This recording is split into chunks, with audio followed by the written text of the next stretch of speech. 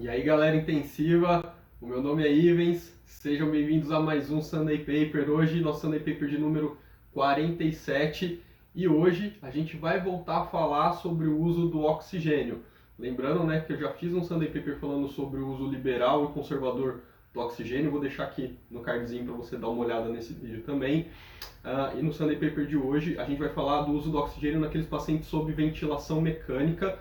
Então, um paper muito importante que saiu esse ano, o ICU ROX Trial, foi publicado no New England agora, em 2019. New England, lembrando, né, nossa revista de maior fator de impacto, 70,67. Bom, o oxigênio, como a gente já falou aqui algumas vezes, ele é tido como inocente dentro do hospital, dentro da UTI. Muitas vezes ele é visto até como sempre muito bom para os nossos pacientes. Às vezes as pessoas não têm essa noção de que o oxigênio pode ser prejudicial também aos nossos doentes. Então, a gente vê muito comumente pacientes em ventilação mecânica com FO2 alta, com altos níveis de pressão arterial de oxigênio, e isso pode ser ruim para o nosso paciente, né? Quando o nosso paciente apresenta aí a hiperoxemia, esse paciente pode ter diminuição dos dias livres da ventilação mecânica, ou seja, menos tempo fora da ventilação mecânica naqueles pacientes que estão vivos, e também pode aumentar a mortalidade desses doentes. Então, assim, o oxigênio ele não é tão inocente assim. Lembrando, né, o oxigênio é uma droga, e toda droga, se mal indicada, pode ter aí seus efeitos colaterais, os seus efeitos maléficos. Como melhorar isso, então? A hipótese dos autores, né, é que uma estratégia conservadora de oxigênio pode melhorar os desfechos daqueles pacientes submetidos à ventilação mecânica. Então, a população que esses autores estudaram eram pacientes adultos, maiores de 18 anos, em ventilação mecânica e que tinham que ser incluídos aí até as 2 primeiras horas de ventilação mecânica, ou seja, eles tinham que ter sido expostos a muito pouco tempo de ventilação mecânica e oxigênio para poder serem incluídos nesse trabalho. O grupo intervenção usou uma estratégia conservadora de oxigênio, que a gente vai ver o que é, e o grupo controle usou uma estratégia usual, a estratégia comumente usada na maioria das UTIs. Os resultados, né, os desfechos que eles olharam: dias livres de ventilação mecânica, mortalidade e qualidade de vida depois da alta. Então, eles randomizaram aí 1.000 pacientes, 499 para o grupo estratégia conservadora de oxigênio e 501 para o grupo estratégia usual de oxigênio. O que era o grupo estratégia conservadora? Então, o que era aqui o objetivo do grupo da estratégia conservadora? Usar a mínima FO2 possível, se possível 0,21, né, de FO2, para manter uma saturação mínima. Então, acima de 90%, então esses pacientes tinham que manter no mínimo acima de 90% e no máximo 96%. Então, se a saturação caía de 90% para baixo, tinha que aumentar a FO2, e se a saturação passava de 96% e ia para 97%, 98% ou mais, tinha que diminuir esse oxigênio e sempre que possível usar 21% só de oxigênio, usar o mínimo de oxigênio possível. E a estratégia usual, o que era? Manter a saturação dentro dos limites aceitáveis, não usando uma FO2 menor que 0,3. Parece meio estranho isso, mas até hoje é muito comum UTIs que não deixam baixar a FO2 de 0,3 ou até mesmo 0,4.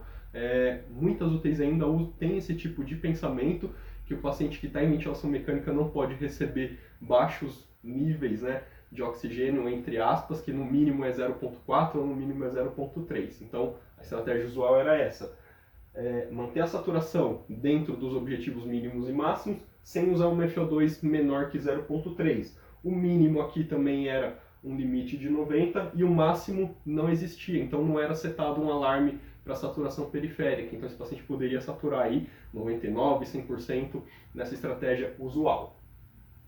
Resultado: o tempo que os pacientes permaneceram com FO2 de 0,21, obviamente foi muito maior no grupo conservador, 29 horas, comparado com o grupo usual, apenas 1 hora aí na média, até porque no grupo usual eles não era recomendado que a FO2 fosse menor que 0,3. Então os pacientes do grupo conservador foram expostos por mais tempo à FO2 mínima do ventilador. E o tempo com a saturação maior que 97, né, ou seja, aí, provavelmente esses pacientes com hiperoxemia. No grupo conservador foi de 27 horas, enquanto no grupo usual foi de 49 horas, uma diferença de 22 horas a mais para o grupo usual. Eles eram expostos a maiores níveis de oxigênio porque eles não tinham um limite máximo e eles não eram recomendados a baixar FO2 abaixo de 0,3. Com relação aos desfechos, né? Desfecho primário, número de dias livres da ventilação não foi diferente, 21,3 para a estratégia conservadora, 22,1 para a estratégia usual. Tempo de ventilação mecânica também não foi diferente, 2,95 versus 3,11. Os desfechos secundários, mortalidade em 90 e 180 dias também não teve diferença, tá? Então os desfechos primários, os desfechos secundários não foram diferentes tanto para a estratégia usual quanto para a estratégia conservadora. Aqui a gente vê a curva Kaplan-Meier aqui da mortalidade nos 250 dias após a randomização, e aí não teve diferença entre os grupos na mortalidade. E aí os autores fizeram uma análise de subgrupos, eles dividiram os pacientes que foram incluídos no trabalho de acordo com a doença, com o motivo que levou eles para a UTI. E aí eles viram que no grupo de pacientes que tinham encefalopatia hipóxico-isquêmica, o número de dias livres da ventilação mecânica foi muito maior nesses pacientes, 21,1 versus 0 no grupo usual, e que a mortalidade em 180 dias também foi menor nesse grupo de pacientes que foi submetido à estratégia conservadora, 43% versus 59%.